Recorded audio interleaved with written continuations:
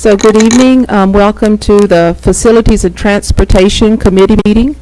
The first order of business is the selection of a committee chairperson, and at this time I'll open the floor for nominations. Superintendent Trosclair, I'd like to nominate Mr. Tommy Angel.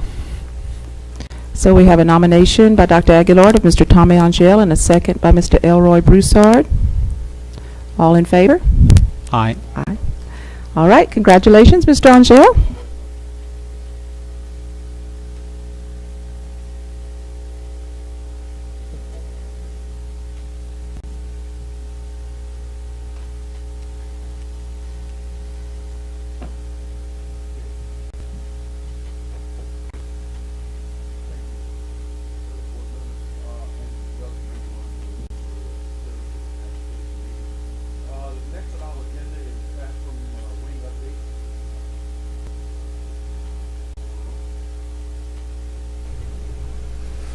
Good afternoon, members of the committee. Kyle Bardlawn, Director of Planning and Facilities. I've put together a PowerPoint presentation for the wing additions that are under construction at this time. So I'll try to keep it as brief as possible. On the display? Yeah. Catherine Drexel Elementary, we have a 20 classroom wing addition. Construction started on May 18th, 2019. We achieved substantial completion on May 11th of 2020, and the contractor is currently working on punch list items, so we expect to get the keys to the building on June the 15th so we can start moving in over the summer. Currently the project budget is $6,980,000. This is a typical classroom at Catherine Drexel. You can see cabinets, upper and lower cabinets. The boxes with the black doors are charging cabinets for Chromebooks. You see a white marker board, and just to the right of that white marker board is a specific place on the wall to put active boards, which are on order for the classrooms. This is another view from a different angle. Same classroom. You see the cubby holes for the elementary kids. It's a typical corridor down that wing. And this is just a typical restroom in that wing. And one view of the exterior of the building. At Ridge Elementary, we're adding 22 classrooms and 2 half-size classrooms in the wing addition. Construction started April 22nd, 2019. Substantial completion was issued approximately March 3rd. Contractors working on some punch list items, and we expect the owner occupancy on June 5th, plus or minus. Project budget is currently $6,270,000. This is a typical classroom, very similar to Catherine Drexel. Typical corridor.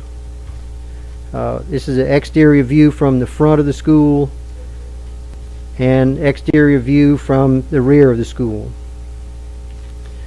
At WOODVALE Elementary, we have a 20 classroom wing addition. The construction started April 8th, 2019. Anticipated completion date is June 11th, 2020. And expected occupancy is June 30th, once the contractor finishes all his punch list items. And the project budget's currently at $5,700,000. Typical classroom, typical corridor. This is the exterior side of the classroom as viewed from the playground area. And this is the exterior view from the bus loop, the bus pickup. At Evangeline Elementary and Acadian Middle, we're adding 28 classrooms at Evangeline Elementary and 4 classrooms for Acadian Middle. Construction started April 29th, 2019. Anticipated completion date is June 17th, 2020. Expected owner occupancy is about July 1, pending completion of the punch list items, and the project budget is currently $9,804,500. This is Evangeline view from the front of the building. You can see some cars to the left in the parent driveway. This is the rear of the classroom wing. This is currently where we're at on construction of the interior of classrooms Pretty much all that's left is drop the ceiling tiles in, final coat of paint, and install the flooring. Typical corridor, same kind of thing. Drop in the ceiling tiles, final coat of paint, and put the flooring in.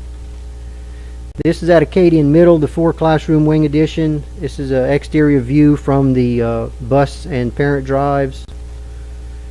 Typical classroom in that wing addition. Typical corridor. At Broadmoor Elementary, we're adding 26 classrooms to that wing.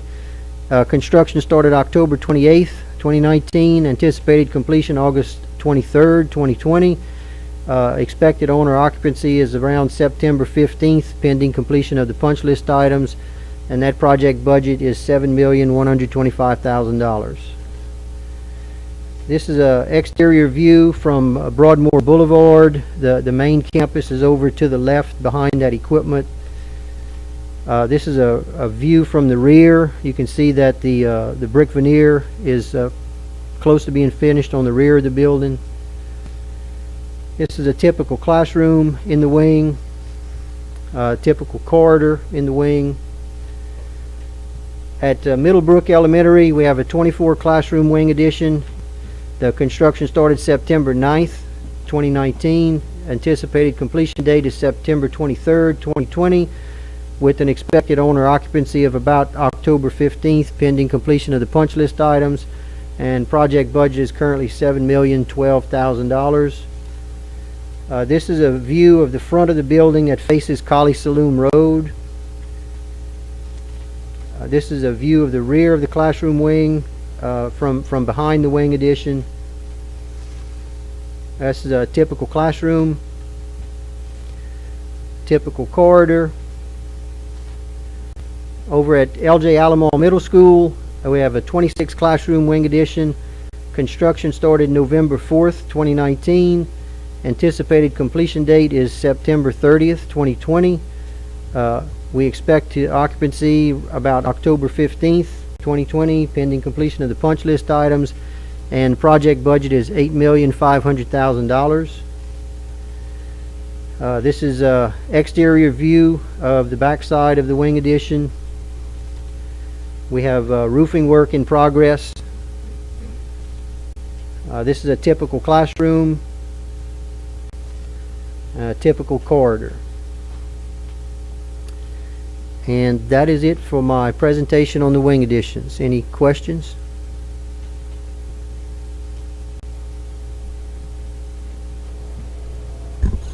So, Kyle, do you have Edgar Martin? Do they also have?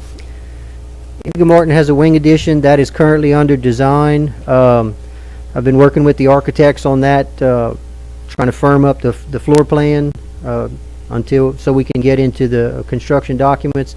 But we anticipate bidding that out probably by the end of the summer or maybe before. Mr. Bordelon, I just have a the construction. I saw some of them weren't be ready for occupancy until September or October.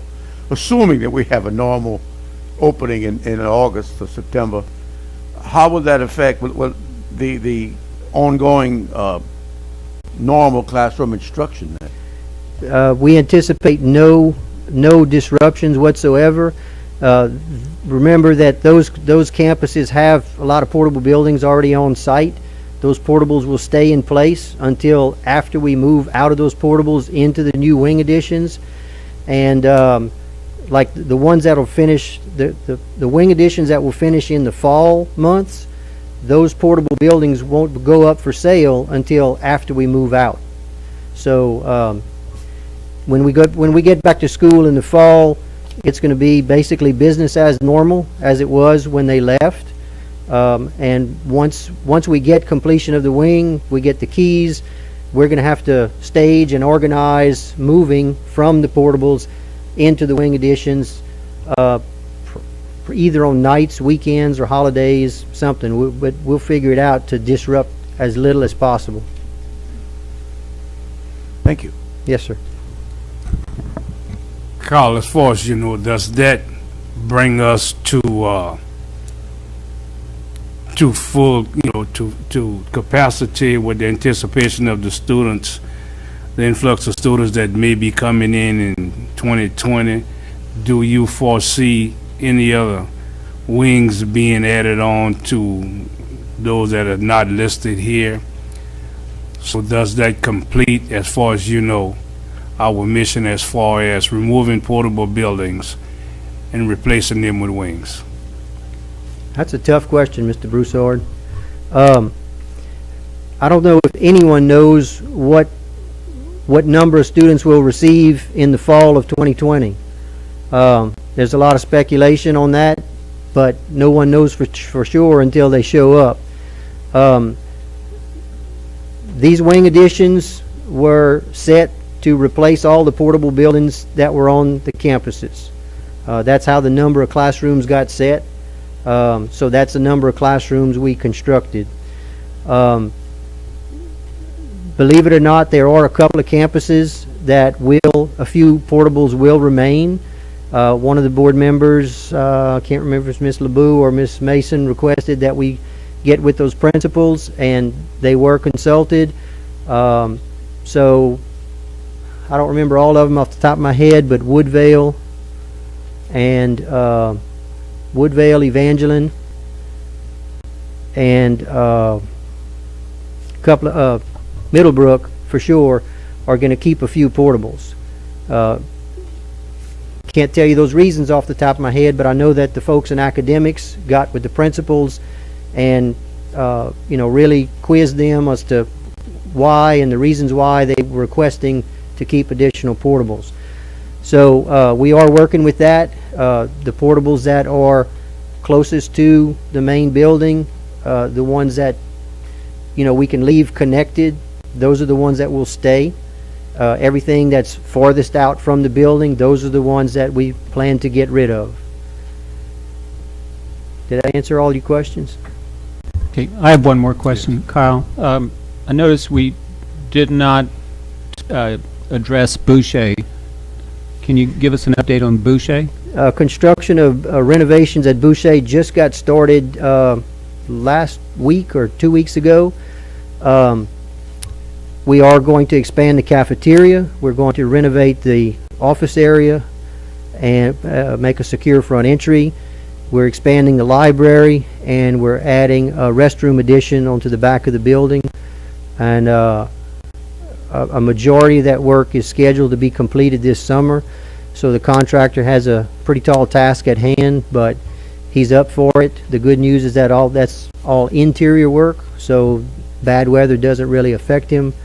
So they're working on that hot and heavy right now. I'd like to make a comment concerning portable buildings. As you well know, the principal at Carencro High School is in dire need of at least one, and I'm assuming that one is Yes. on the way or will be eventually delivered. We have one scheduled to go there this summer. Thank you. Any other comments? One question, speaking about Alice Boucher, they still have portable buildings on the ground. In anticipating, I asked if this brings this complete, but anticipating the new apartments that's coming up near Alice Boucher and the growth that's slated to be developed there. So in pencil, a wing is going to be needed at Alice Boucher before long.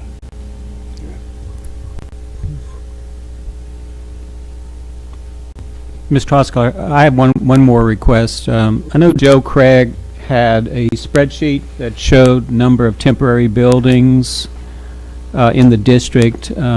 So I'm assuming, Ms. Gardner, could you maybe refresh that spreadsheet showing all of the anticipated new permanent classrooms, and then showing what we think might be left? I know we will still have some buildings, temporary buildings at elementary schools, and as well as middle schools and high schools. So it'd be a good idea if you guys could refresh that. Yes, sir. And Mr. Broussard, we did, I think I forwarded to you, Mr. Dugas, the projected enrollment possible on the apartments that Mr. Broussard was referencing. I think it was about 150 potential students. So we do have that information, Mr. Broussard. Okay, if there's no other discussion concerning that, we'll move on to 2.3, facilities discussion of potential selection process regarding design professionals for smaller projects. Dr. Aguilar? Thank you. Superintendent Trosclair sent to all board members, I believe, a memo from Attorney Hardy regarding selection of architects and engineers for small projects. So I did ask for this to be on the agenda so that Mr. Hardy could give the committee some information regarding how the selection process is being done in other parishes. Good evening. Yes, I did send a letter that was distributed to all board members, and I see they have some in the audience as well.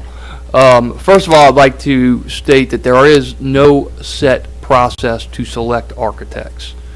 However, certain boards, particularly the one I know in particular that has been using this process for a while now, has been East Baton Rouge Parish.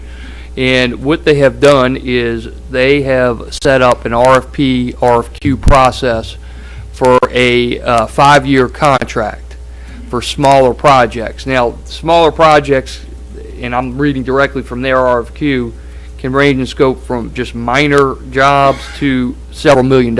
It really just depends on the scope of the work. Obviously, the amounts can be tailored to each board's desire.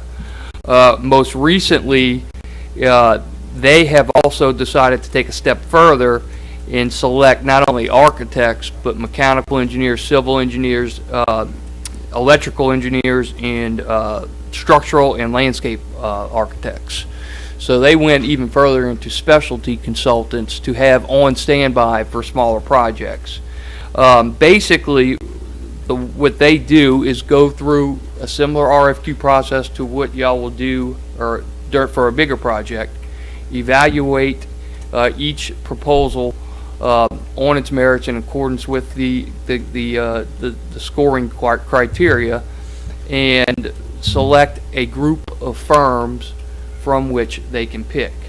I know the board's big concern is, and it's been expressed by some smaller firms, is to get them involved.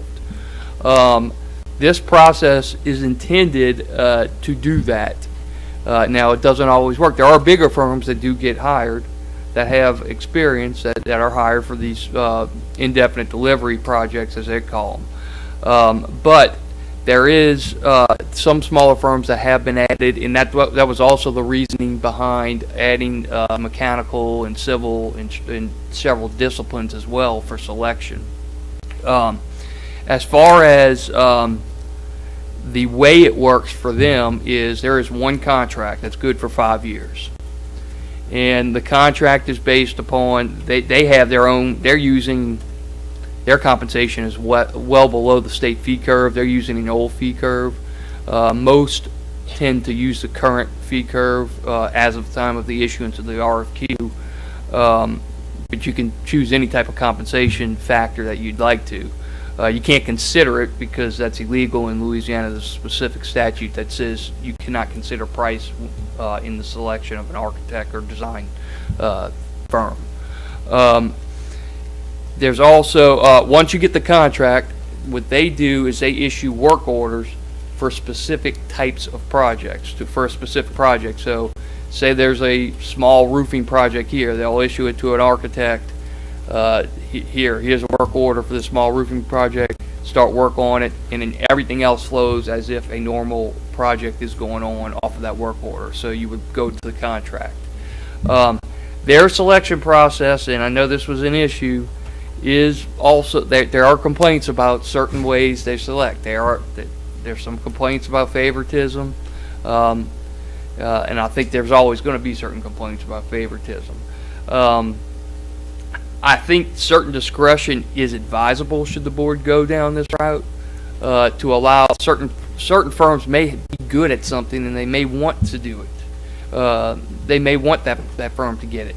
However, if it's a relatively simple project, as most of these go, probably a linear selection to ensure that all firms are getting fair share for these smaller projects is a pretty good way to go about it, with some exceptions.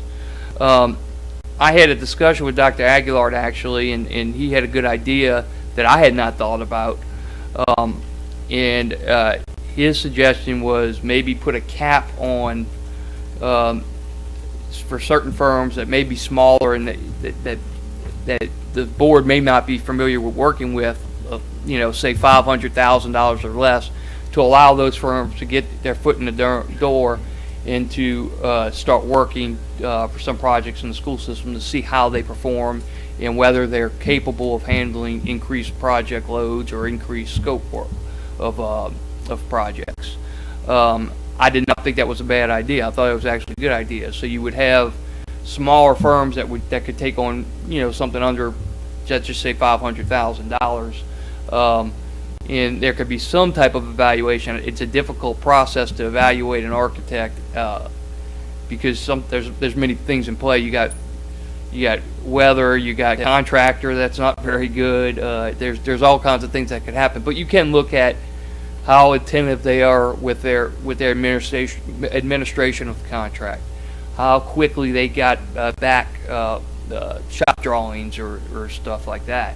How many errors or omissions did they have in their plans and specs? Were there a lot of change orders, and were they the reason for those change orders?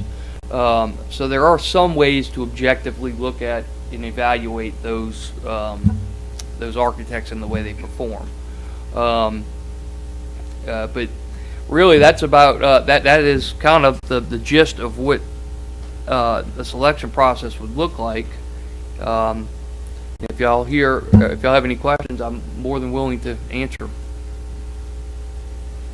Any questions, comments? I have a comment. Yes, sir. The selection process, as I see it, this is my experience during my time, it leaves much to be desired. We ask certain questions of certain professionals, and if you ask the right question, you'll get what you want. Another example is we had a project, and I'm not going to mention the project or anybody's name or anything like that, but what some people have done is we ask them, do you have experience doing this kind of thing? And they send you a beautiful letter, said, oh yes, we have experience. We've been involved in $20 million, $50 million worth of this kind of project. When in fact, what they do is they pair with a professional, sometimes out of state, who's in fact done a lot of work that's kind of special in this kind of field. And then they tell us that, oh yeah, we've got, we've done all this work. And so I think we need some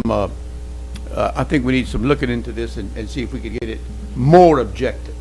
So you're concerned about joint ventures and them taking credit of as a Right. participant in a joint venture Right. for a big project when really they're probably the local face to the project. Right. Okay. I mean, we can develop criteria. I don't think we would have many issues as far as this. We're talking about smaller projects where you're typically looking at nothing more than a $1.5 million at the most, usually. So I don't see too many firms doing joint ventures, but as far as criteria in excluding any projects from consideration in which they acted as a joint venture, we can include, that be excluded from any reference list or anything like that. That's something that can be done, and we can try as best as possible to make it as objective, the criteria as objective as possible. Obviously, there's going to be some subjectivity involved. There's no way to avoid it in this type of process.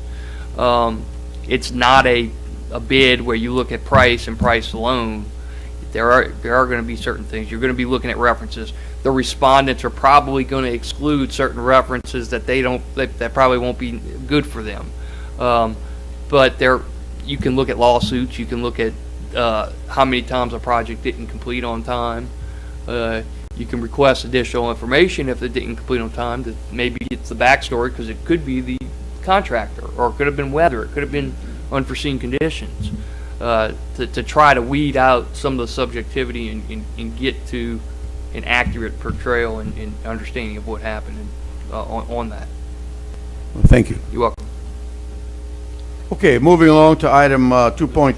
I'm sorry. Yes. Of course. I'm assuming it's germane. Yes.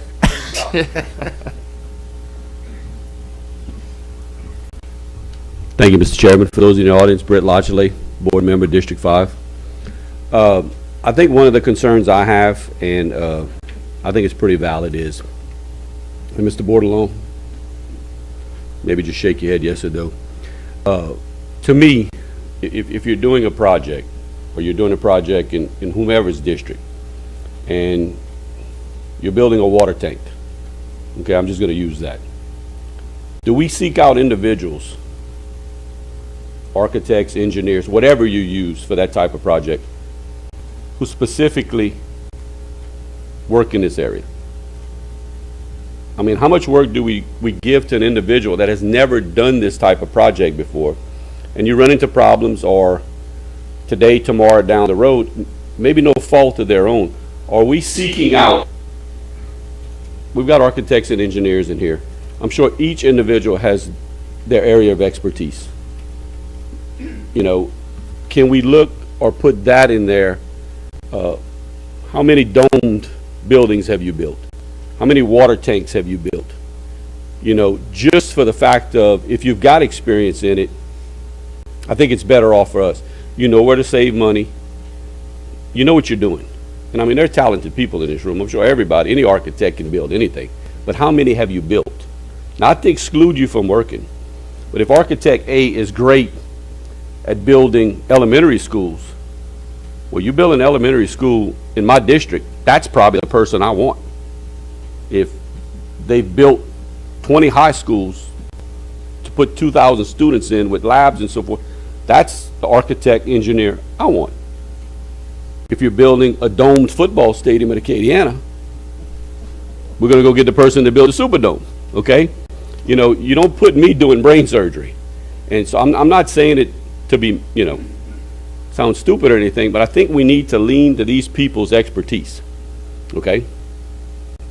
If you build 2 or 3 of our wings, or if you build BO, you build this, you build that, we've got a couple of elementary schools coming up, hopefully. Hopefully we've got a new high school coming up, hopefully. You go to these individuals, that's their strength. They know you're going to come to them, whether they get it or not. You go to them. I mean, that's the way I'd like to look at it, and not to exclude anybody, not to show favoritism to one person or another. You may have 3 people in here, 3 architects in here, that are great at building elementary schools. They may have, or building wings. Well, you got to pick one for whatever reason. I think it makes it a little fairer, and it puts me at ease knowing I'm getting a project built starting from scratch. This architect can say, you don't want this. You'll save money here, you'll save money here, you'll save money here. Let's do it this way. Whereas you get somebody who draws it up and has never done it before. Did that make sense? I mean, did that make sense, Mr. Chairman? I mean, that's just kind of what I'm looking at. Let's lean to people's expertise, okay? You know, we got a question on education from the board. I'm going to ask Dr. Aguilar. We've got a question on 50 years of politics. I'm going to Mr. Angel. You know, you tend to lean towards people's strengths. And I think that's what makes this board kind of okay. We all have areas we're a little stronger in and a little weaker in. You know, so that's just kind of all I wanted to say. Thank you. Thank you, Mr. Lachelette. If no other comments, we'll move on to, I'm sorry.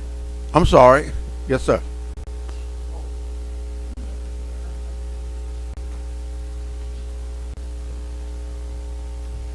Mr. Lachelette, you're talking about I know you were just giving an example of a dome at Acadian.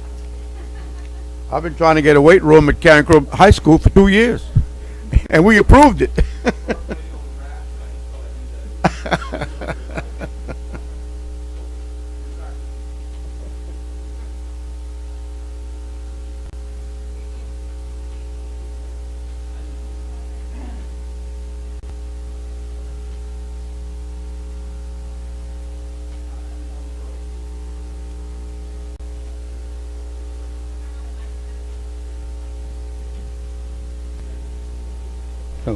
speaking.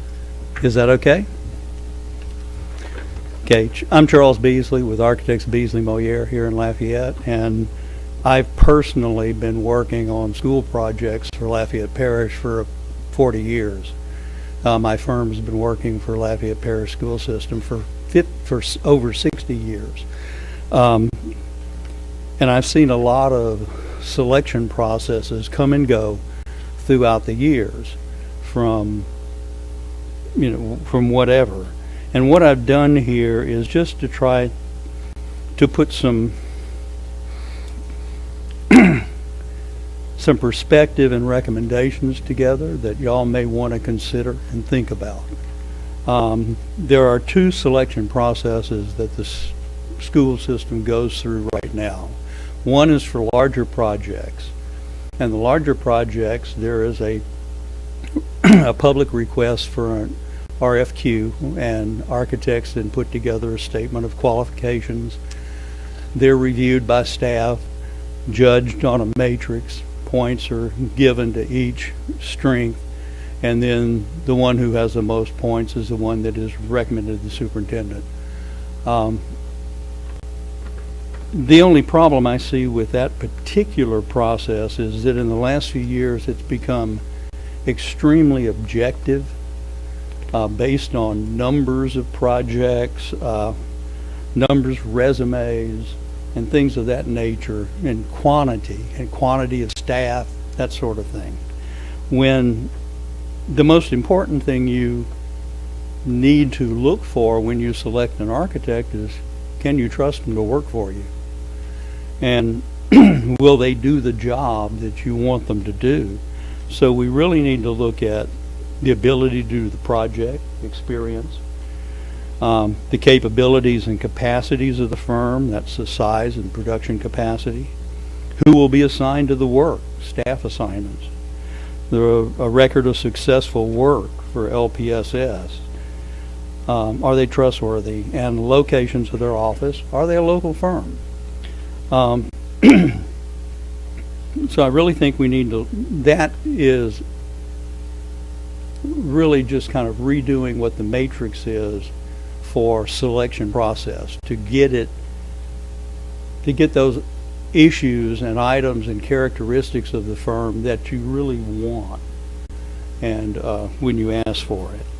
Now, the problem that is you're really discussing tonight, and the one that probably gives board members the most pause, is the selection of smaller projects. Whereas right now, we submit a statement of qualifications, staff and the selection process committee, I suppose, looks at that, determines who's qualified for the projects, and those names go in a bowl and are picked out for each project.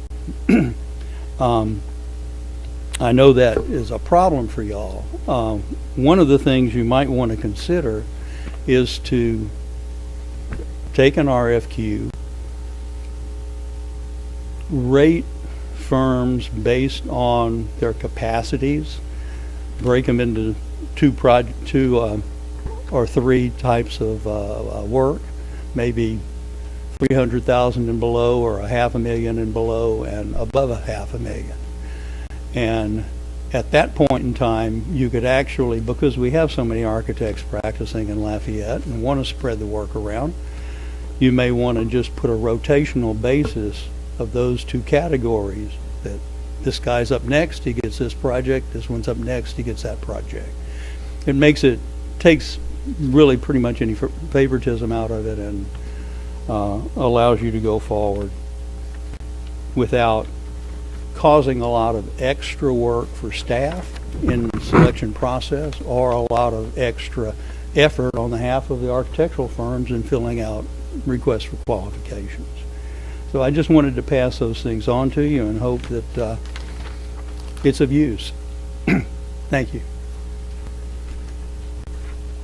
Thank you. Any more comments? Yes.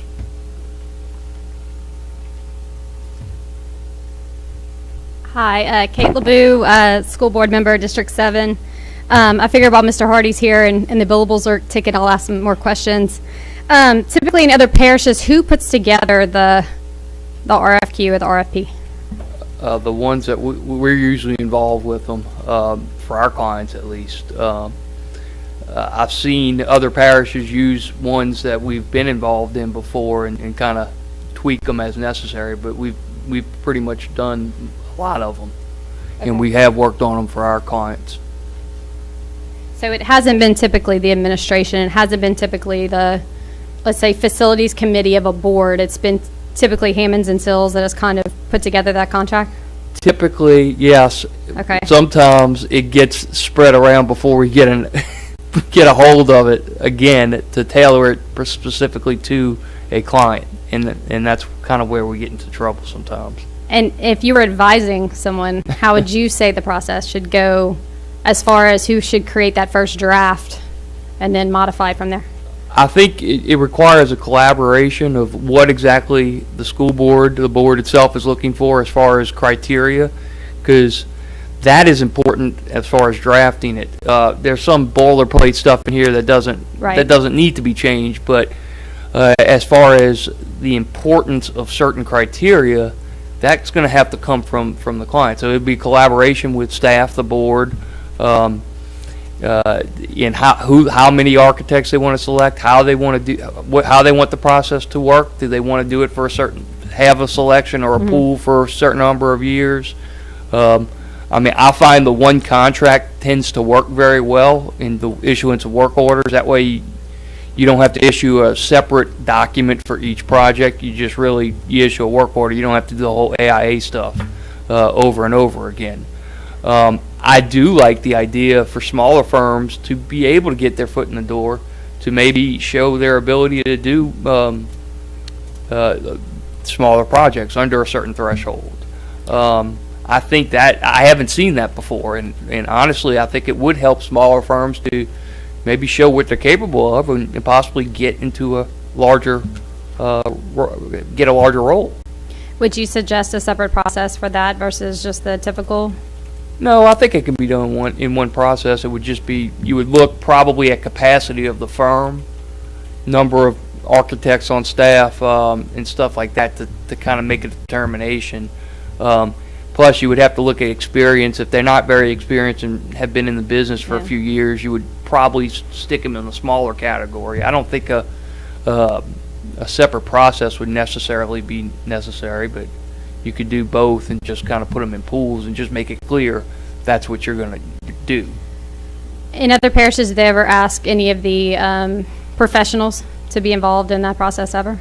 Yes, there usually is one on the committee, a professional of record that's on the committee, usually a retired architect that's not really interested in working anymore, or one that really doesn't like to do government work, which you get those too. Yeah. And would you suggest they be added to a committee like this, or would they be suggested just to be on a contract committee or some type of selection committee? Generally, as a selection committee, it's usually members, maybe a member of the board, maybe the individual selected by the superintendent, relative members of the staff that are going to be dealing with these architects, and an architect or a professional of record that's going to be unbiased and able to at least answer and look at stuff from an architect's or designer's perspective. Okay. And maybe answer questions and ask questions and do that through the superintendent appointment, not a selection process, because then you would probably get into another political y'all could do it however. Yeah. Okay. But typically it works through the superintendent for that kind of stuff. Okay. And who, in your opinion, would you say was the smartest female in your 2004 LSU law graduating class? I'm not getting into that. Okay. Thank you. You're welcome. You see, Mr. Latchley, I don't think that last question was germane to the conversation.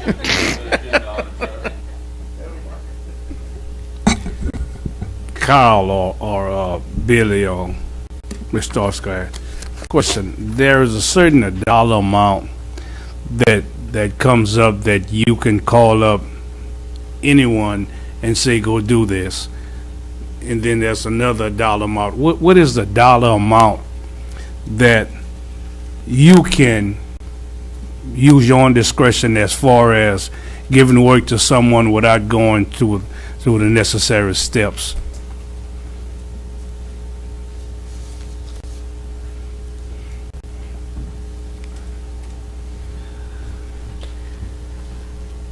Another tough question, Mr. Broussard. For professional services, I don't think I have that handy.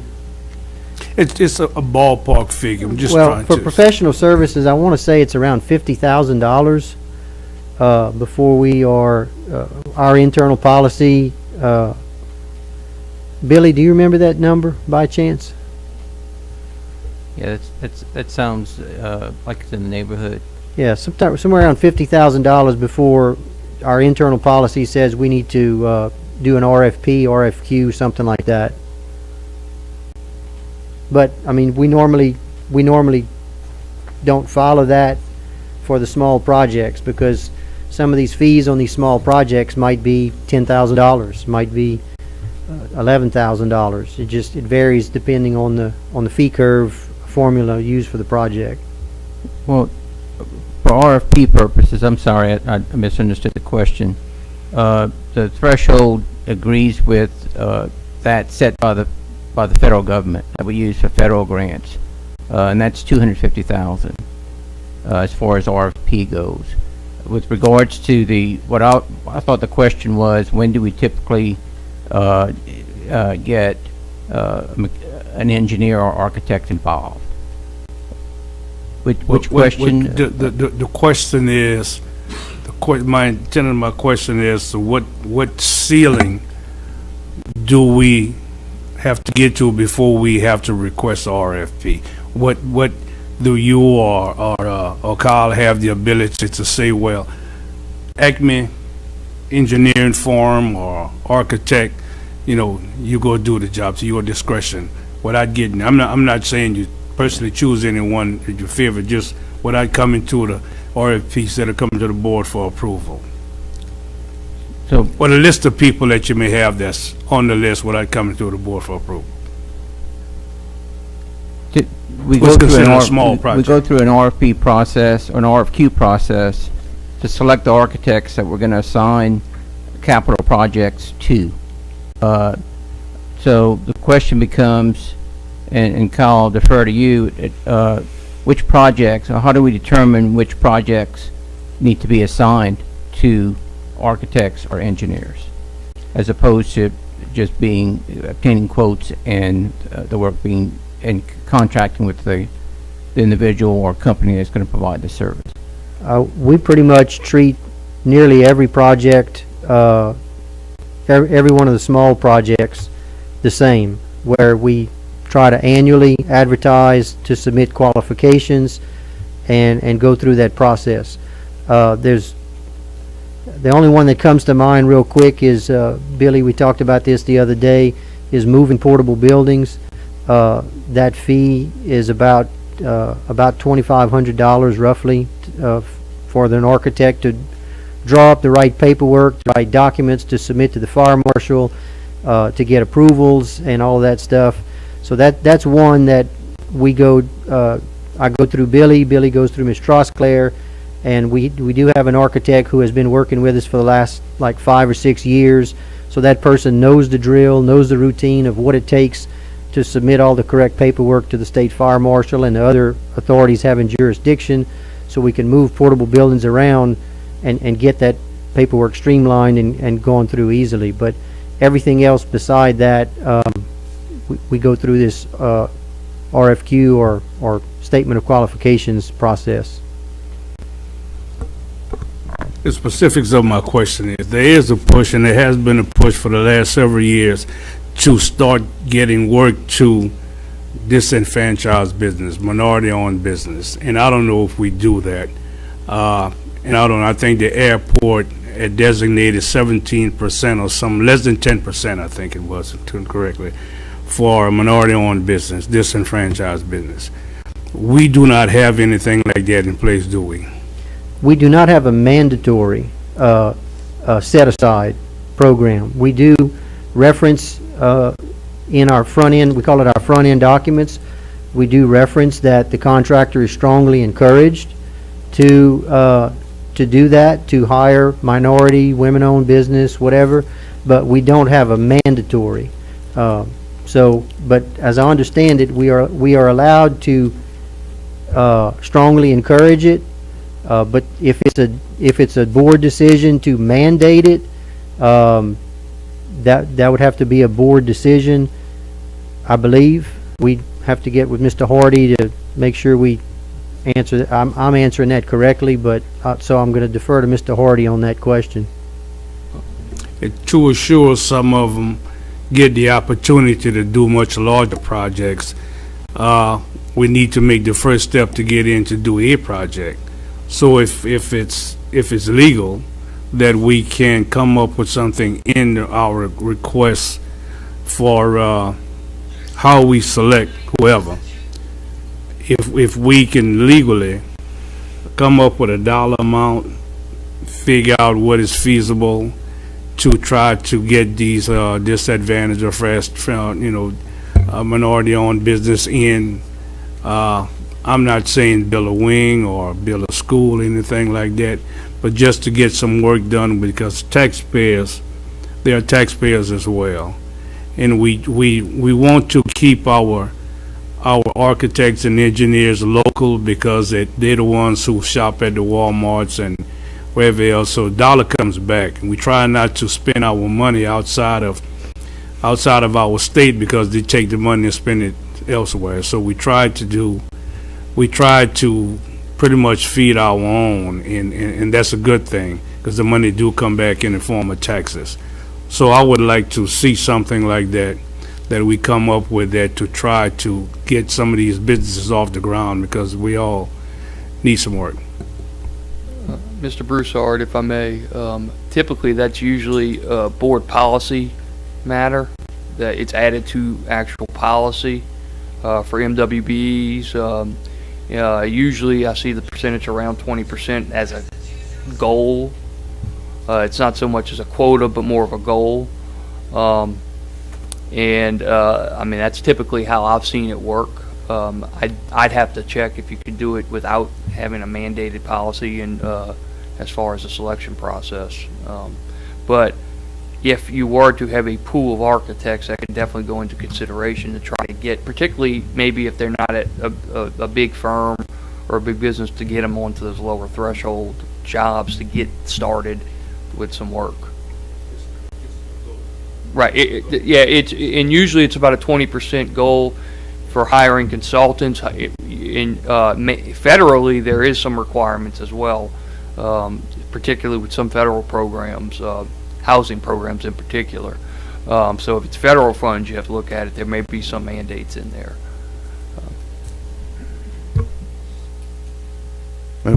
If there are no more comments, we'll move on to item 2.5, is review of bond sales and related debt services scenarios. Dr. Aguilar.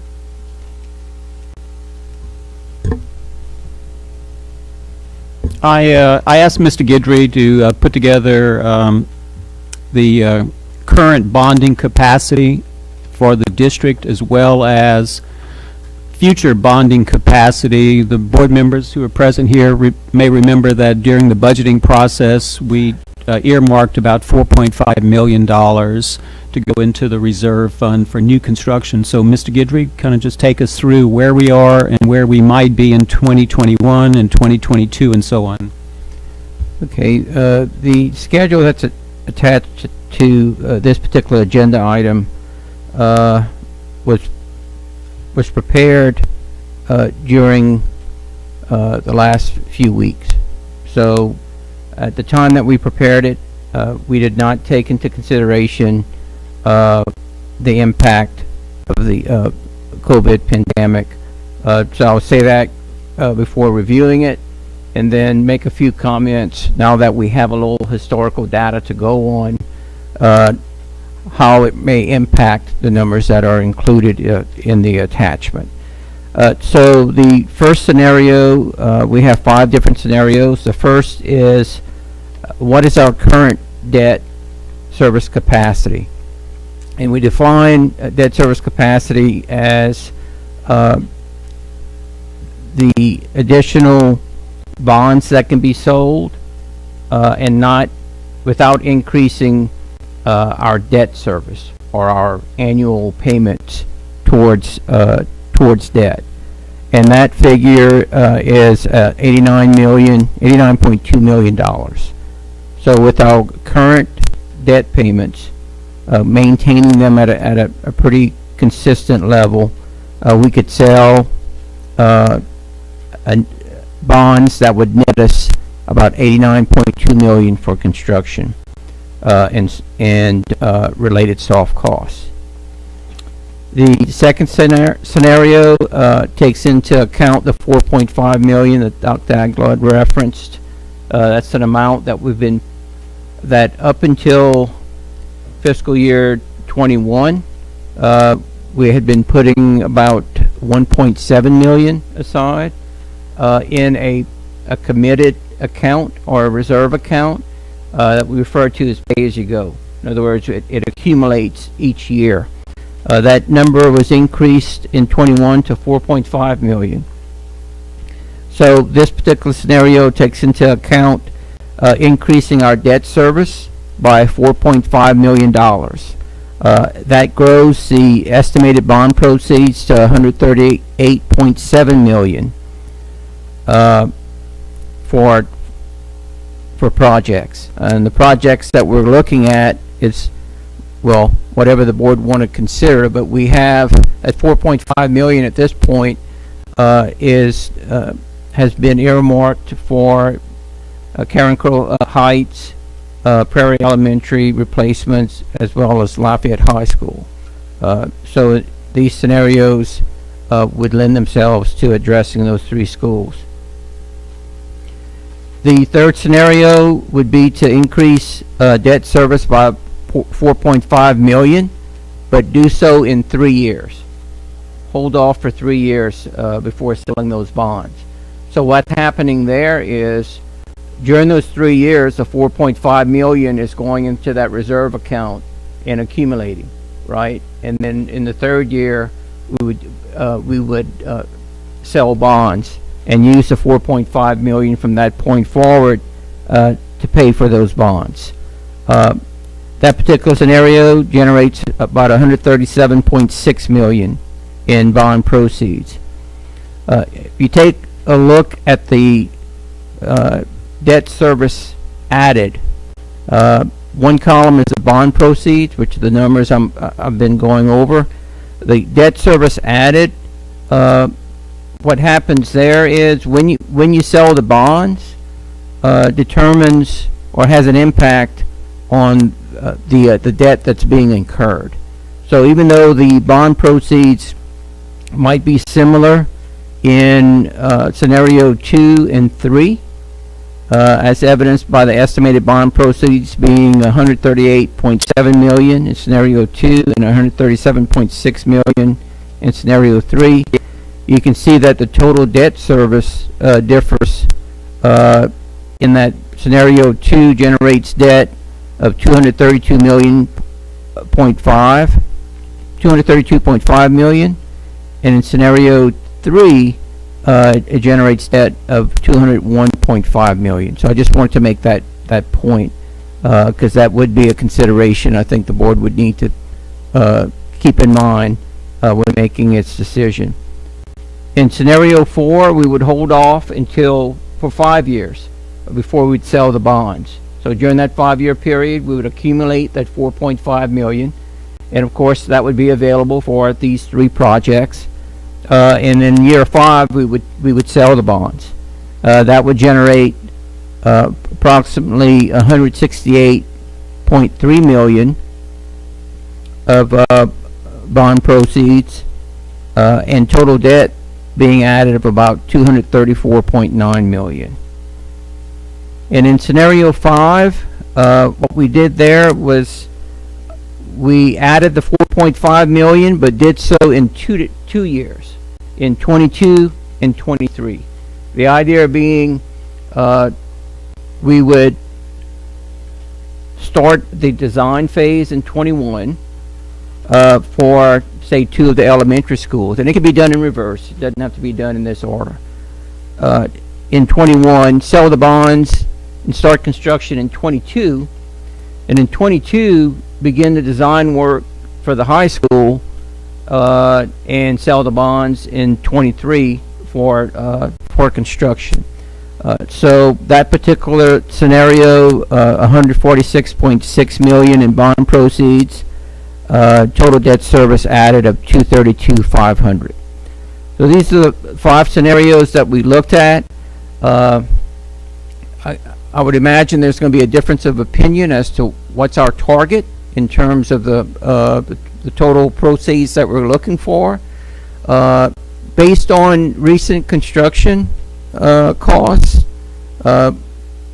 with regards to our elementary schools, I would think a starting point for discussion would be 25 million each. And for the high school, depending on what the board decides with regards to academics, are we going to keep the current stadium, replace it, or are we going to build it on the current site, move it, or build a new site? We would start at 100 million there, and that would assume that we would keep the stadium in place and in use, and so that 100 million would need to be increased if the board decided differently.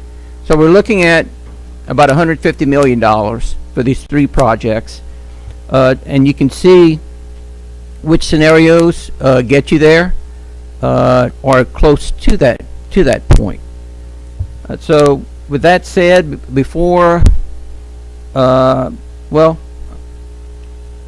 I'll ask if there's any questions before I make some comments about our sales tax collections, what we've seen over the past month and a half, because these are sales tax revenue bonds. So our ability to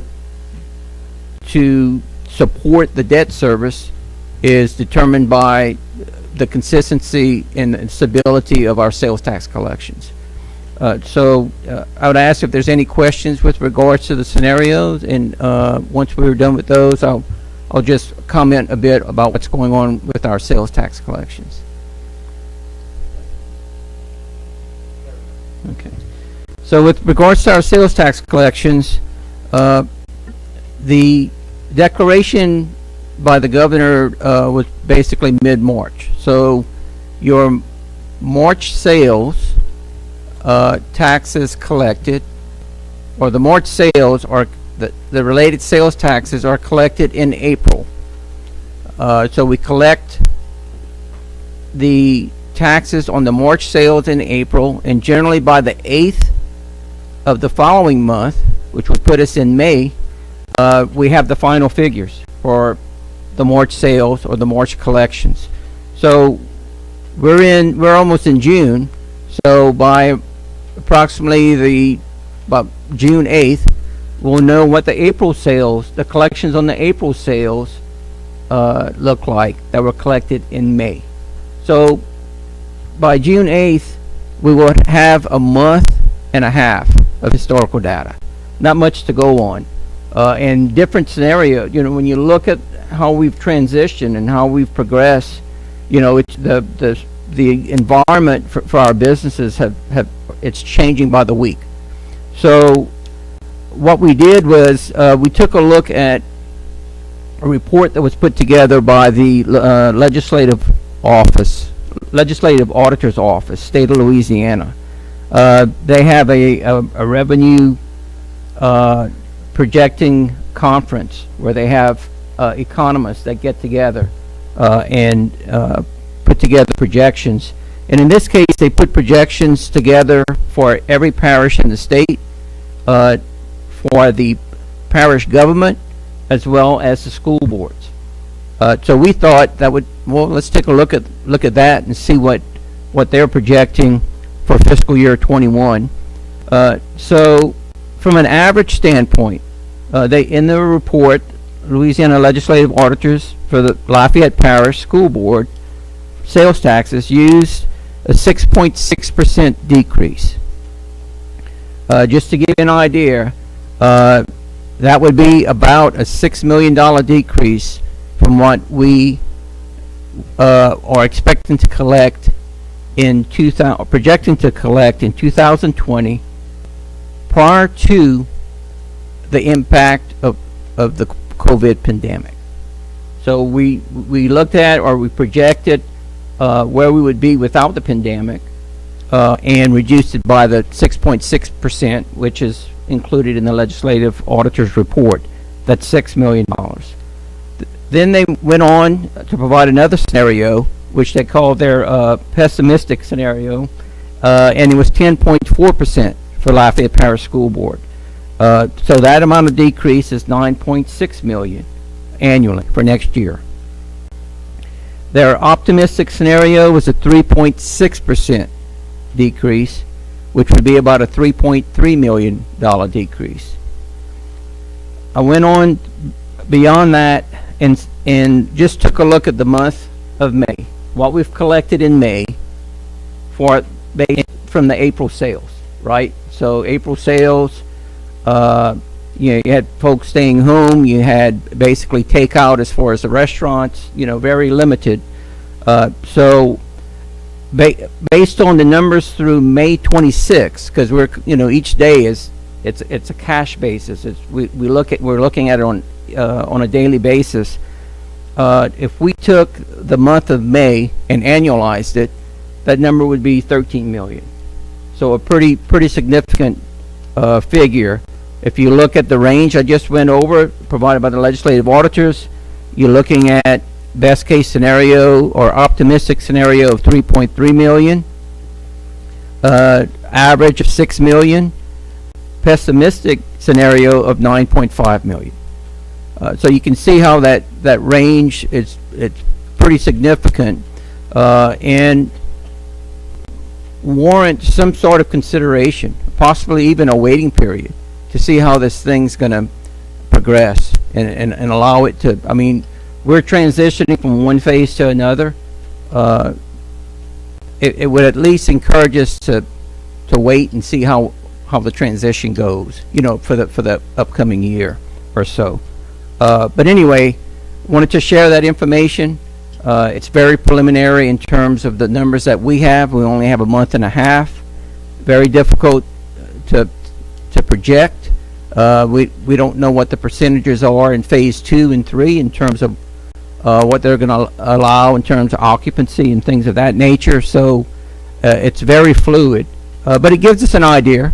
That range I think gives us an idea of what we're looking at for the upcoming year. Any questions with regards to the sales tax comments or information? Nope, thank you.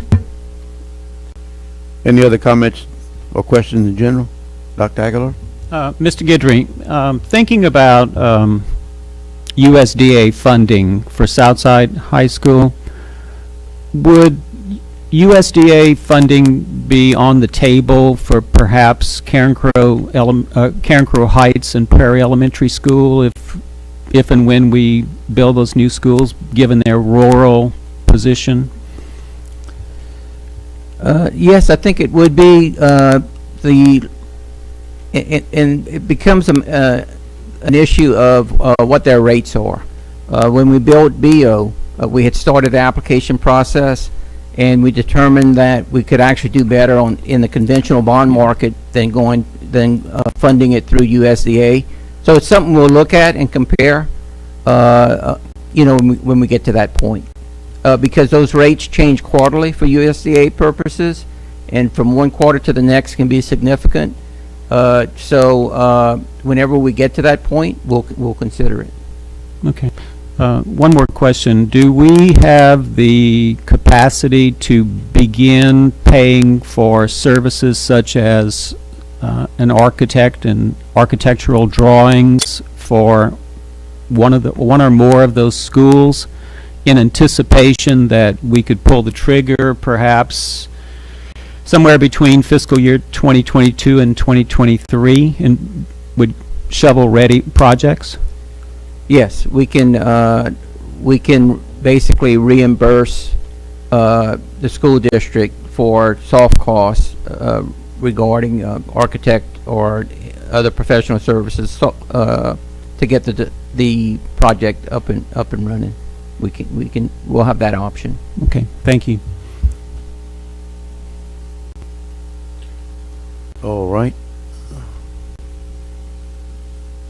moving along then, let me get back to the,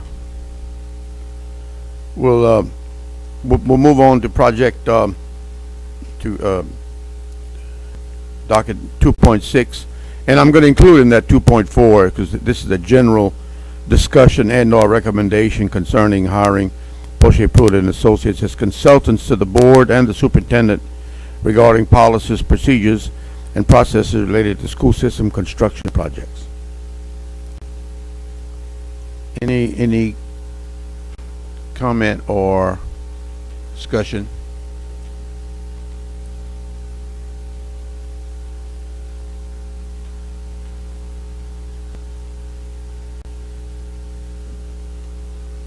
Thank you, Mr. Chairman. My name is Justin Santani, board member from District 6. Thank you to all of our architectural community that came out tonight to join us. And thank you to the committee for considering this item tonight and discussing it. Something very similar came up back in March, a couple days before the pandemic closed everything down, and we had some discussion. At that point, the board asked the committee to take a look at this kind of item. I think much of the board had expressed some form of, I don't want to say frustration, but I think they wanted to see some changes made into how we go about our entire architectural and construction process. And so this item here was my effort to offer a solution to the board members and to the school system itself on changing policies, changing procedures, changing processes top to bottom on how we go about building schools, building wings. I don't think necessarily this would apply to hanging a door or something like that, but for something that's very complex, I think we wanted to have a little bit more of a rigorous review of our procedures and policies that are in place.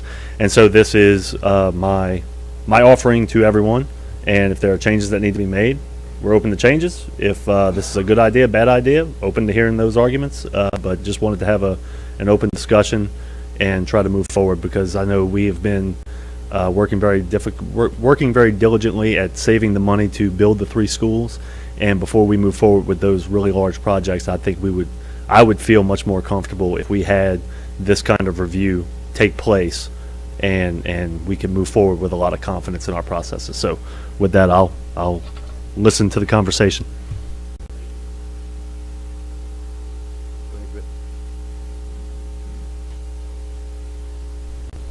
It's me again. Thank you, Mr. Chairman. I think one of the things I want to make, I don't want to say clear, but I think one of the things that frustrates us the most is we sit here and we vote 9-0 to build something for $1 million. And the very next thing you know, it comes back to the board. $1 million wasn't enough. Now we got to have $1.3 million. So we hee-haw a little bit. We vote 9-0 or 8-1. And lo and behold, before it's built, come back again to the board. Now, I don't know if that makes us look unprepared or not knowing what we're doing, but I'd like a process that when a number is put before us, it's solid. It's solid. We have professionals working on it. I don't like the fact we got to tell you our budget. I don't like the fact we got to tell you we got $100 million to build Lafayette High. Well, I don't know anybody in their right mind would come in and build it for 50. You know what I'm saying? So, 999, that would be great. But what I'm saying is, when we put a number out there, and you've got to keep coming back to us, I don't know what that looks like to the public. We're trying to build public trust. We're trying to build facilities. We're trying to move forward. I think the last board did a very good job. I think $250 million under Dr. Aguilar's administration. A lot of money. A lot of schools have been built. A lot of portable buildings are gone. A lot of good things happening. I think this board is going to continue. We hadn't built a high school in this parish in 50 years. Some of us will be on consecutive boards, maybe have built 2. One brand new and one rebuilt. So we have great opportunities. We're trying to build this trust. But the bottom line is, when numbers come to us, they've got to be right. They've got to be correct. We have to have people working for us and working with us that are going to give us the biggest bang for our buck. You know, I've been on construction sites, whether it's in my district or not. If I see something going up, I'll stop. I stopped at Middlebrook the other day, didn't go get down, just look at it from the road because I was right down the road just to see. I don't generally walk up and talk to people. Sometimes I do, sometimes they wave, sometimes I'm even recognized. And when I hear in conversation, hey, if we'd have done this or we'd have done that, we could have saved 5%, we could have saved 10%. That bothers me. Why didn't we do that? So I think what I'm looking for is a partnership. And when I say I don't care who gets the work, that's not what I mean. I don't care who gets the work. All of you need work. All of you need to do projects for us. I'm happy with that. I'm fine with that. But I think what I'm looking for, and maybe my fellow board members and some of our frustration is, come to us with solid numbers, come to us with a solid plan, and listen to what we ask for. There's nothing I dislike more than putting out a specific vision for something to be built. And then you come back with the exact opposite of what I asked you for. Okay? Then we've got to start over again. Then it delays it. Then we run into this problem or that problem. That's the things we want to get away from. We want you to come to the board with a number, a plan. We vote on it, 9-0. We move forward. We go build Lafayette High. And does everything run smooth? No. But I think that's been some of my frustration. And as board president, y'all know what I get to sign. Change orders. You know, I understand those come up. If you're redoing, what was it, Mr. Bordelon? Was it Evangeline or Acadian? You just ran into problems nobody could foresee. When you're tearing something down or rebuilding something, we all know you're going to run into a problem. I've got a 20-year-old house. I bet you if I start changing faucets, I'm going to run into a problem. We're building a brand new prairie on a nice open piece of land. We probably don't run into too many problems that, you know, we can't foresee. But I just think, and I hear it as an elected official, of, you know, do y'all know what y'all are doing? I mean, enough already, people. And I guess that's just the point we're trying to get across. We want, you know, you have customers and you have vendors. We're the customer, you're the vendors. Sometimes it's better when it's a partnership. You're working with us, we're working with y'all. It's just like we do on the board. How often do y'all see us argue and disruption? We work together. Whether we're agreeing with each other or not, we work together. We make it work. It's a partnership. I don't think we're a typical political body here. I don't think we are. Because I'm not a politician. I'll fight that stigma forever. People say I am, but I'm not. And I think we work together. We want to work together with the vendors who work with us and the companies that we're working with and with staff.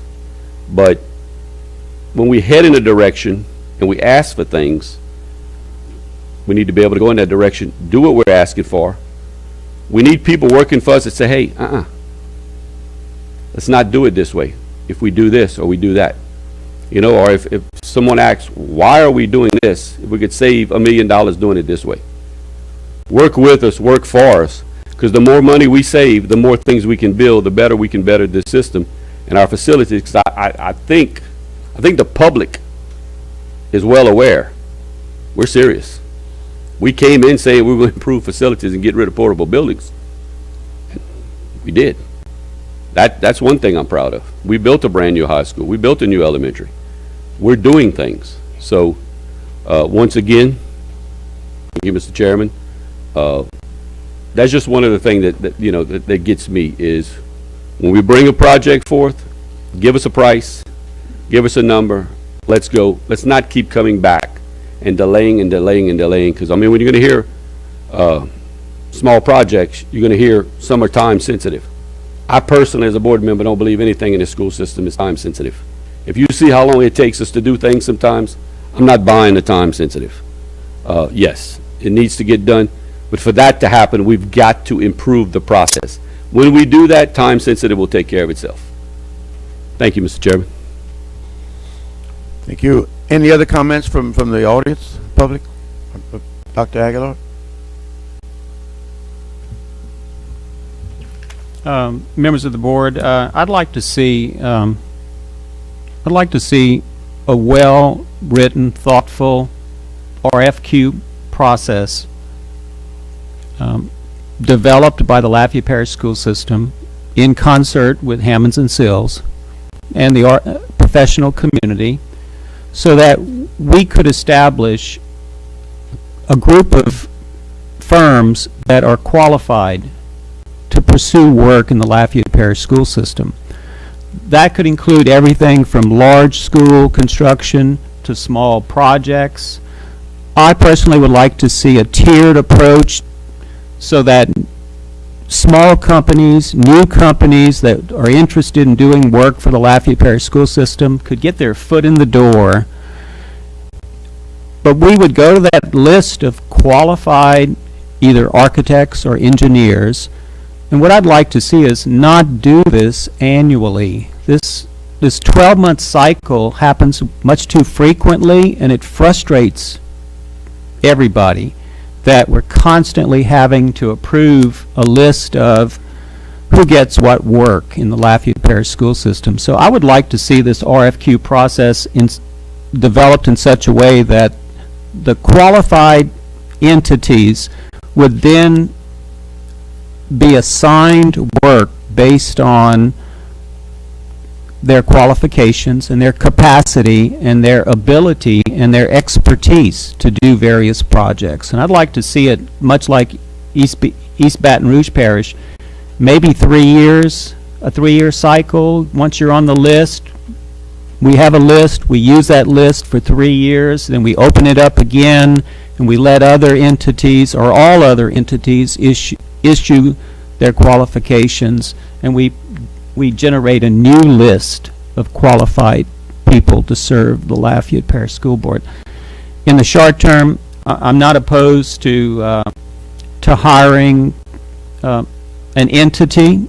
There's one of them being recommended to give us some additional advice about construction. We are finishing up about 10 wings in the Lafayette Parish School System, and I didn't hear Kyle say much about this project was over budget, this project was over budget. We had a number, and we asked the architects to stick to the number. The number of classrooms dictated the amount of money for the project. And we told the architects the color of choice is vanilla, that we wanted standard wings.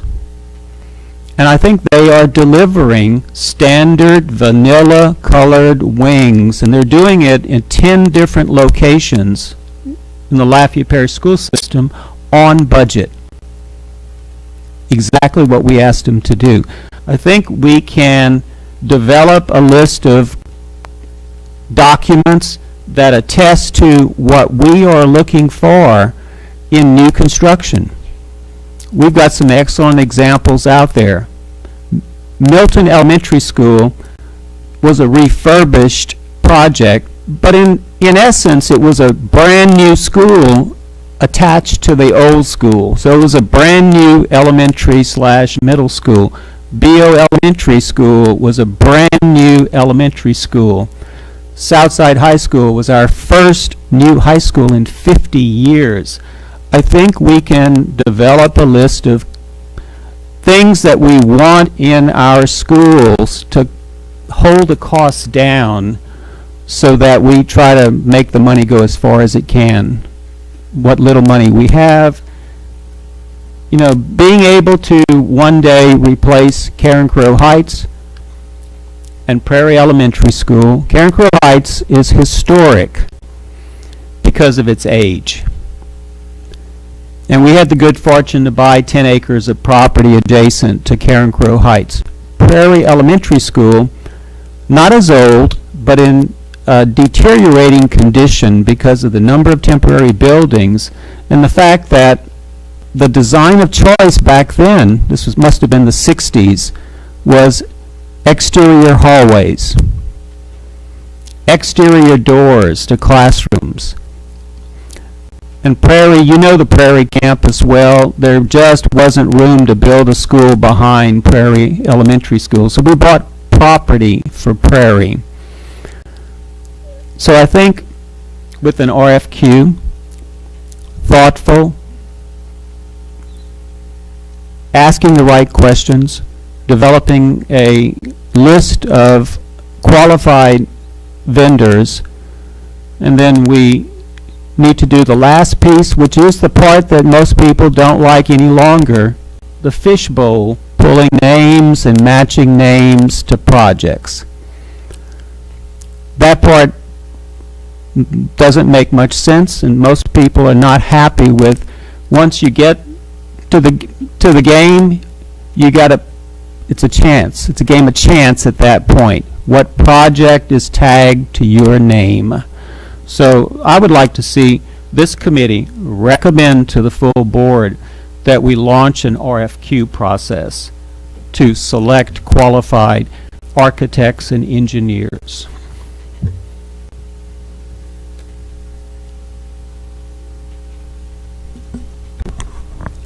I don't know if there was a motion or not, but to piggyback on what, was that a motion, Doctor? That was a motion. That was a motion. Would you state it again, Doc, so that we can? Yeah, I would like the Facilities Transportation Committee to recommend to the full board that we develop and launch an RFQ process to identify qualified vendors for large and small projects. Does that motion includes the subject item 2.6 to include the consultant?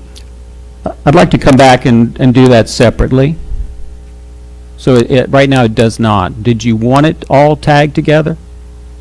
I would like it to be tagged together to consider the Poche Prouet as a consultant to develop an RFP. I'm not trying to restate your motion, but to develop an RFP that's suitable for the boards to adopt to go forward.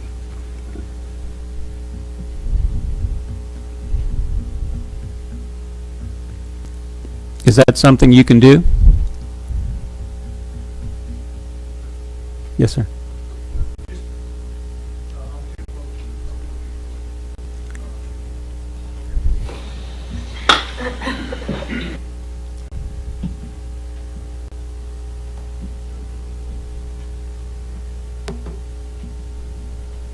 Okay, I'm Jim Poche with Poche Prouet Architects and Engineers. My partner Philippe is here. We've been partners for 38 years, and I've been doing school work for school districts in the region, as far as the Doretta area and New Orleans since 1970 in different capacities. I think the idea of having us come in and give you some advice on other ways that we've handled some of these similar situations with some of our other school districts and public bodies, including municipalities and parish governments. A lot of them operate on the same way that they've established a tax base or mechanism in order to provide funding, identifying priorities of what they need to build. And I think I could contribute more at this time. I think at some time, what Dr. Aguilar's suggesting, whether it's us or some other process working with the attorneys in the school system, is certainly in order. I think there's some time to do that right now. What I think is most benefit to y'all would be, I think you have a unique opportunity the board hasn't had in years. And I've shared that with a couple of the board members that have approached me. And just so I haven't approached anybody to do what I'm up here talking about this evening. I got approached. And I got asked some questions on what do you do? How do you handle it in different areas? I provided some information at a meeting I had with the superintendent on a little bit on what we do in another district and how we monitor it and manage it and how the elections run for the bond issues. So I think part of it is to set up a dialogue, but the board has a different kind of board than it's had over the years. I think you'll have an opportunity to do something like Mr. Lotchley was talking about. There's different expertise on the board from different people, but it's more of as a lot of us have observed it over the recent years, it's become a team working together with a stronger objective than it's been in the past. It's not to cut anybody down from the past and what's being done, but I think there's an opportunity to move forward with that kind of leadership coming from the board. You have something, St. Martin Parish had it a while back. Mr. Burton Dupuy, that was the superintendent for a while, ended up serving a 4-year stint on the board, along with a new superintendent that came on. And the benefit of having that kind of expertise with a new superintendent who's had experience with the system, I think we have something to offer to listen to what the board members' vision is individually and collectively. In different parts of the community, there's different visions for different board members based on the makeup of the communities in the different areas.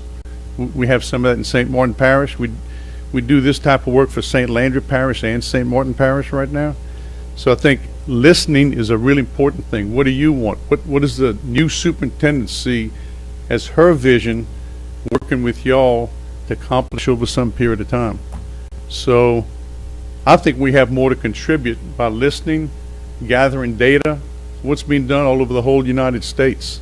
I can remember when Felipe and I did our first school, we had been doing school work but not a new school. We called up the National School Board Association and said, who's the best school district in the United States?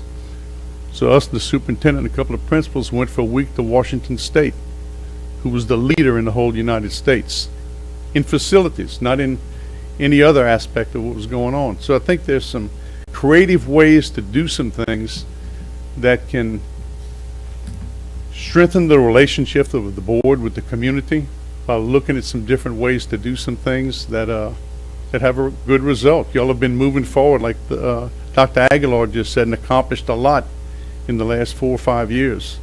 And I think we need to build on that.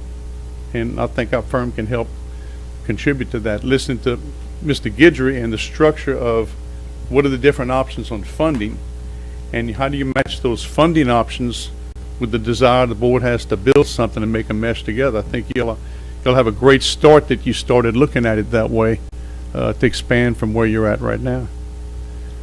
So this contract won't last for a real long period of time. It was intended to be something to give a relationship of what we contribute to the board and the superintendent. And I have no idea where it'll go from here. We thank you all for allowing us to work on the Ridge Elementary project. We think we did a great job. The contractor did a good job. I think the majority of the projects are working well. But I would think it would be better to start off and do the part that we have to offer first and follow up with what Dr. Aguilar's suggesting. Doesn't mean it can't be done together. I just think there'd be a better opportunity to look at what you're really doing in addition to a selection process that makes the whole process work well. So we'd like to listen. Just to add, I don't know if Mr. Poche intends to try to submit a request for qualification or statement of qualifications in response to any RFQ, and if so, that might disqualify. I just want to be... Well, here's the part that I had some discussions with a couple of board members, and I think the idea isn't for us to create the list of qualifications or the process to go through. I think where we can help more at this point is establish what things need to be put together in what kind of fashion to be able to move forward. Because it's a fairly small project that we're been asked to do right here. It's not a long-term project, and if we'd be excluded from doing work in larger projects later on, that'd be something. Right now, we wouldn't mind being excluded from the $10 million package that's there, if that's part of what's being done here. But we don't necessarily need to be the ones deciding on that process. We're looking at giving you some options of what people do in other areas for you to look at and to listen to what your vision is. I think that could certainly be addressed if anything is expanded. So in the short term, I think what we're suggesting doing maybe isn't doing what Dr. Aguilar's asking for, but helping to set up a structure that allows something to move forward to do that. Whether we would decide to continue being architects and engineers on projects, or look at some kind of integrated support system for Kyle and what they're doing in construction management for the bond issues and maintenance. There's no answer right now. We're here to try to establish maybe some facts of what needs to be done and some avenues to undertake, and we might be finished after this and not have a continued role doing something beyond that. So I think people are thinking we already have an idea we want to do. We got asked if we would come share some of our ideas on what we do, and I think after that point, before we get into a conflict of interest situation, we'd certainly look at that seriously before we carried on beyond that. Okay, I just wanted to make sure you were Oh, absolutely. aware of Very- that very potential. aware of that. Okay. Sure. So, Mr. Angel, I think that the two are not connected. So I would like to offer the first motion, which would be to authorize the Facilities Transportation Committee to recommend hiring Poche Prouet Associates as consultants to the board and superintendent regarding policies, procedures, and processes relating to school system construction projects. That's a motion, Doc? That's a motion. Well, I would, Yeah. you could, would That's- you be the that's- second? That's included, yes. You'd Yes. be the second to the motion? Okay. Any other discussion? Yes, sir. Good afternoon, Eric Crozier, ACSW Architects. I would like to just follow up with a couple of things too. That to Charles's point, I agree that some of the smaller projects certainly probably need to tweak it, and probably welcome the conversation with that for sure. We have successfully responded in many different areas across the state on the larger projects, and I will tell you that I think that your process, it is pretty objective, but I think that's what you were looking for. We've seen quite a few and responded to quite a few of those, whether they're with the state or other municipalities or other school systems. Your large project selection process is not a bad process. I think also, to put it in perspective, there's not a school system that we've ever had a conversation with that hasn't had some issue like this, right? You're not alone. You're not the only ones going through it. And it's not just an architect, it might be a construction manager, it might be, how we dealing with public bid law, right? It's a lot of different things, but you're not alone. There are people out there that can help. Ascension Parish, reach out to them too. They have some pretty good ideas over there. Charles, you may have dealt with them as well. I'd also encourage you, if you want to standardize some things and maybe, Britt, get a few things more in line, is we don't have ed specs and we don't have construction specs to work off of. Many different school districts have construction specs, like these are the walls that you want us to build, right, based on maintenance, right, based on what they cost to build. It's not just throwing up, right. We also worried about your long-term maintenance too. We can hit a budget and throw up hardly anything. Well, that's not what you hired us to do either. So a few years ago we talked about this. I think construction specs and ed specs are something you really should consider. If you want to standardize things, the market will start to morph to that. They'll start to understand what you want, right? We can find, if we want concrete block, we can find other vendors that can come in and help with that. Just really consider that as well. And, we've done projects with the university, multiple projects with them. We've done a lot of projects with you. We work really well with the owners, as many of us do. We listen as well. I promise you that. But, getting some help on the small projects is where my personal opinion and what we've seen could absolutely use the help. And I think the AIA and a group of us would be happy to help whoever gets hired to look at that in an objective manner. But if you long-term want to continue that momentum, really look at construction specs, ed specs, and I also think that the CMR process that we have gone through lately, if you notice those and look at those processes, it is very much what Britt's talking about. It's a partnership between the school system, the guy who's trying to build it, and the designer. We all work together to get it done. We're all in one room at one time. Public bid just doesn't allow that to happen. You know, there's too many games with public bid, and I understand, we talk till we're blue in the face about that. But that CMR approach on projects that are 5 million and above really have solved, I think, a lot of your problems. I really, really think that. And the process that we've gone through with the CMRs has been an enjoyable one, right? We've saved people money. We have gotten into conversations, Britt, about where can we save money. And not just save money on the front end, that's the first cost item, but we don't want to cost facilities a bunch of anguish later trying to deal with it on the maintenance side. So it's a big balance. Make sure that you consider those things too. So just wanted to throw out my 2 cents. Thank you. Thank you very much. I just want to comment personally. I think this is a good idea. I think the motion and the second is a good idea. I think it's a starting point. I think we need some advice, to say the least. And I'm one of the ones that's very, very frustrated. As you all know, thanks to my fellow board members, we had a project at Karen Crow Middle School that was approved 2 years ago. 2 years ago it was approved.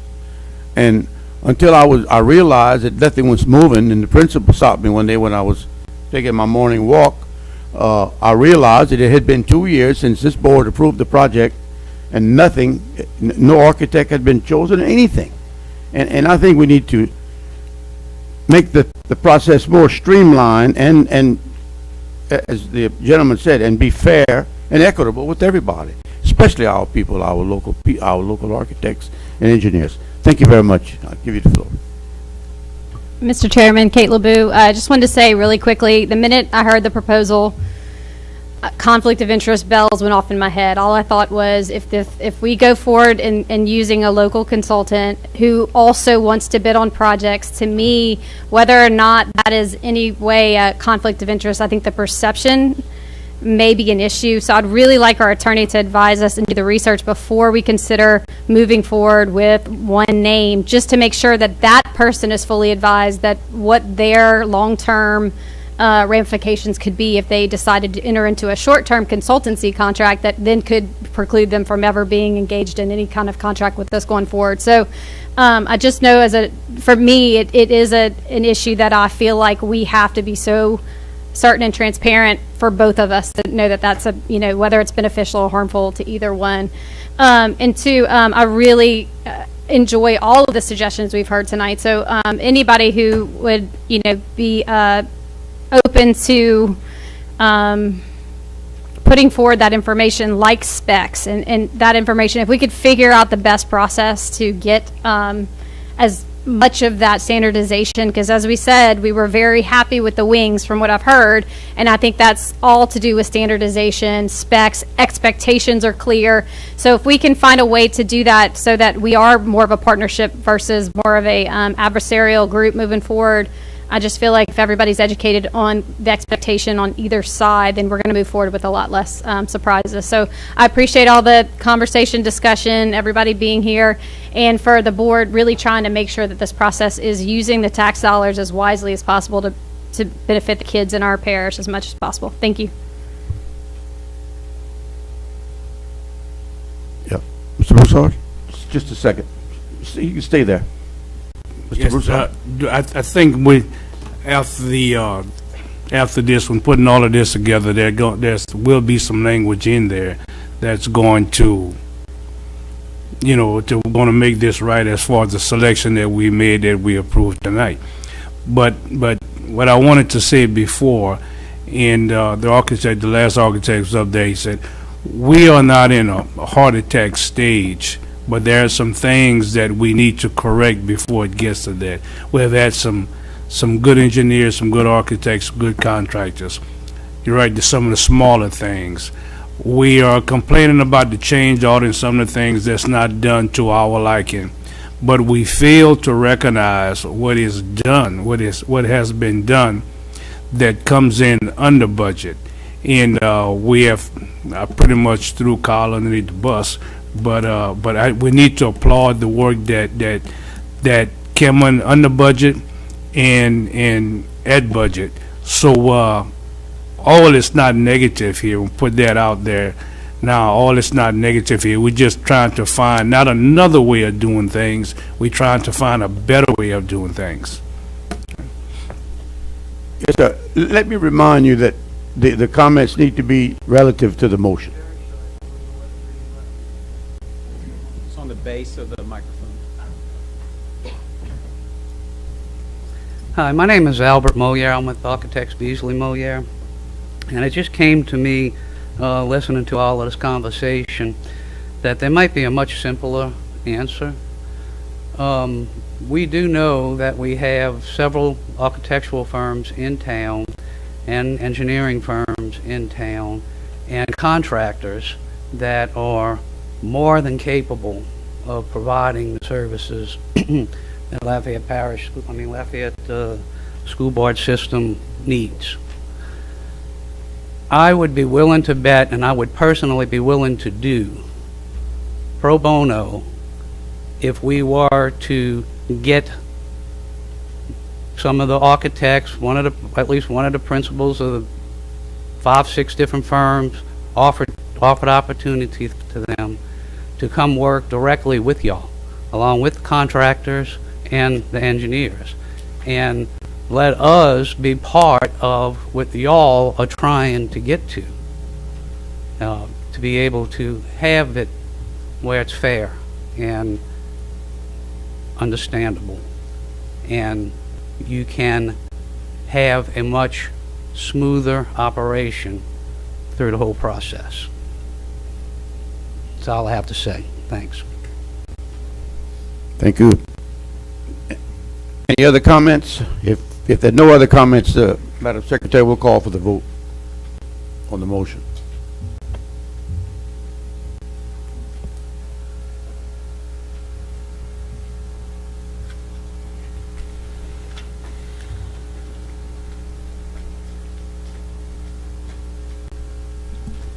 Three, four, none against. That was the last item. Dr. Aguilar? Mr. Angel, I'd like to offer an additional motion. All right. That the Facilities Committee authorize request from the full board an RFQ process to include selection of architects and engineers based on qualifications and expertise, along with a tiered approach to project assignment. You want to repeat it, Doc? I'll read it again. That we ask the board to develop an RFQ process to include selection of architects and engineers based on qualifications and expertise, along with a tiered approach to project assignment. Elroy, I guess I'm not supposed to say your first name, but I can't help it. Second by Mr. Broussard. Any comments? If not, the Madam Secretary will call for a vote on that.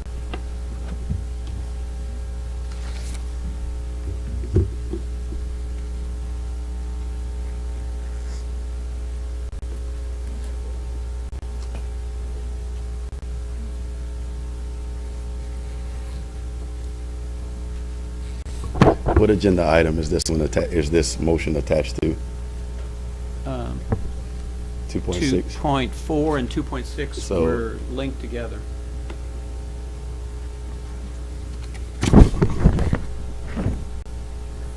I understand the process that y'all are taking, but I tend to think it'd be more germane to go ahead and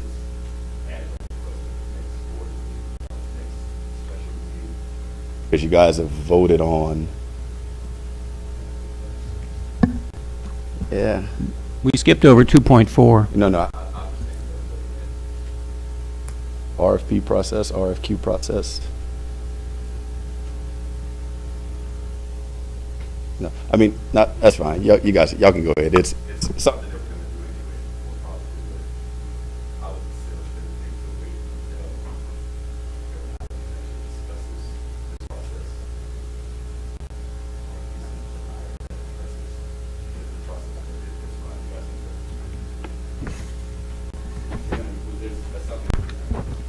Dr. Shussel, I agree. I mean, we intend to have, this is a recommendation to the full board, and as a board, we will act on it accordingly.